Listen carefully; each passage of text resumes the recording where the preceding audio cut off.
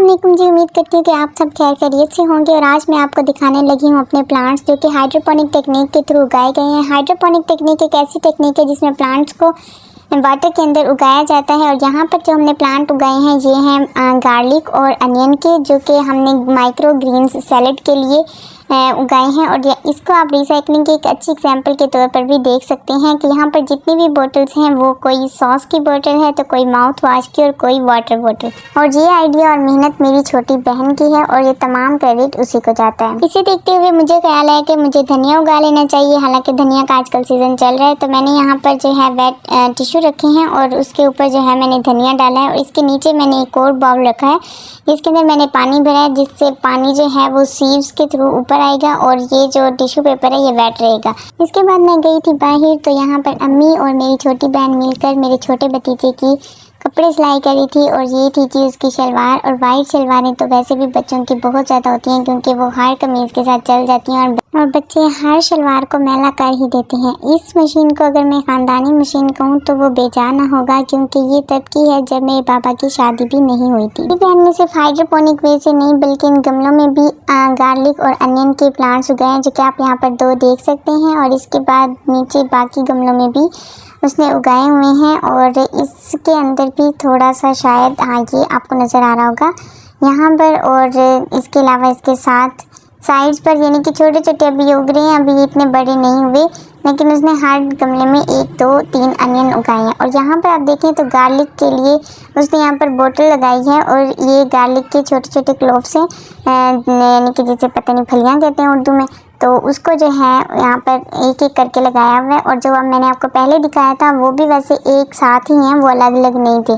तो ये इसके नीचे जो है रूट्स भी निकल रही हैं, इस तरह से रूट्स निकलती हैं और ये सारी रूट्स पानी के अंदर जाती हैं और इस पानी के थ्रू जो है ये प्लांट फिर ग्रो करता है और हमें जो है वो ग्रीन अनियन मिल जाएगा, जो कि इस मौसम में तो ग्रीन अनियन और ग्रीन गार्लिक नहीं है, लेकिन हम उसको इस तरह से बना सकते हैं। और वही बोतल जो है वो मेरी सिस्टर ने यहाँ पर भी लगा दी है, क्योंकि यहाँ पर हवा की क्रॉसिंग अच्छी होती है बनिस्बत ये कि हम किसी विंडो के पास रखें। रात को मौसम बहुत ज़्यादा अच्छा हो गया था और बारिश बहुत ज़्यादा शदीद यानी तूफ़ानी बारिश हो रही थी और हमारा जो बाहर डिनर का प्लान था वो भी कैंसिल हो गया। तो इस वजह से हमें करना पड़ा जी ऑर्डर। तो हमने ऑर्डर में मंगवाया था अफ़गानी पुलाव और आइसक्रीम, और आइसक्रीम हम लोग काफ़ी ज़्यादा खा चुके थे। उसके बाद मुझे ख्याल आया कि मुझे इसकी वीडियो भी बना लेनी चाहिए। नाइट का वेट करते करते फिर हम सो गए और जब हम सुबह उठे तो मैंने यहाँ पर देखा फजर के टाइम बहुत ही ज़्यादा खूबसूरत किस्म की ठंडी हवा चल रही थी और पौधों के ऊपर बारिश के कतरे अभी भी मौजूद थे और तमाम पौधे नहलाद होकर बहुत ज़्यादा प्यारे लग रहे थे, क्योंकि आपको पता ही है बारिश के बाद मौसम जो है वो HD हो जाता है, यानी हर चीज़ ही क्लियर हो जाती है,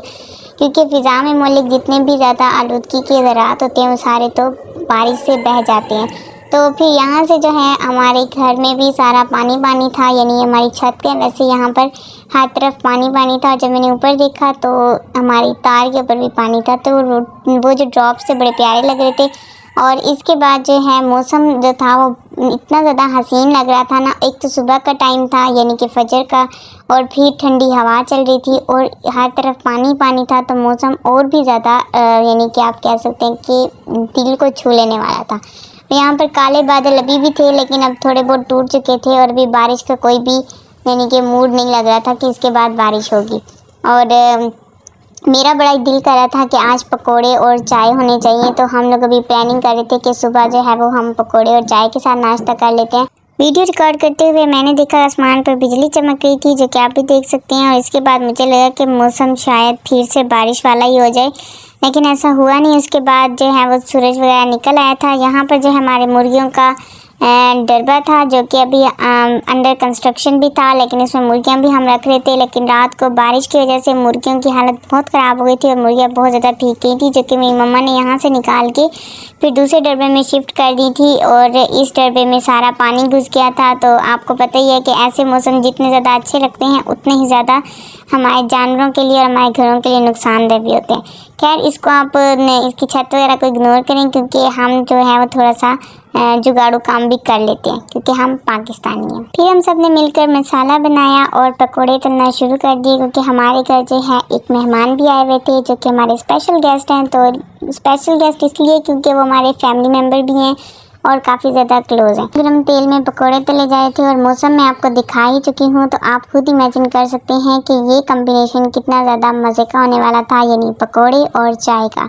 और फिर साथ में आपके अपने चाहने वाले भी मौजूद हों तो फिर तो और भी ज़्यादा मज़ा दोबारा हो जाता है। मेरे हाथ में है जी यहाँ पर गर्म चाय और उसके साथ ही हमारे पास साथ ही पकोड़े और फिर साथ में थी चटनी, जो कि बहुत ज़्यादा यम्मी थी। और इस चटनी में ख़ास बात पता है क्या थी? इसमें ये थी कि हमने ये अपनी ग्रीन वेजेस जो हमने हाइड्रोपोनिक्स वे में उगाई थी, हमने वो डाली थी। तो सच पूछे तो इसका जायका वाकई में बहुत अच्छा था। और पकौड़ों से मुझे याद आया कि जब मैं हॉस्टल में होती थी और इसी तरह से बारिश वाला मौसम होता था, तो मैं अपने घर को बहुत ज़्यादा याद करती थी, क्योंकि अम्मी के हाथ के पकौड़े चाहे हम दुनिया के जिस भी कोने में हों, लेकिन हमें इस मौसम में हमेशा सबसे ज़्यादा यही याद आते हैं। आप कमेंट में बताएं कि बारिश के सीज़न में आप कौन सी डिश खाना सबसे ज़्यादा पसंद करते हैं। और इसी के साथ ही हम अपनी वीडियो का इख्तिताम करते हैं। मिलते हैं अगली वीडियो में, तब तक के लिए अपना ख्याल रखें।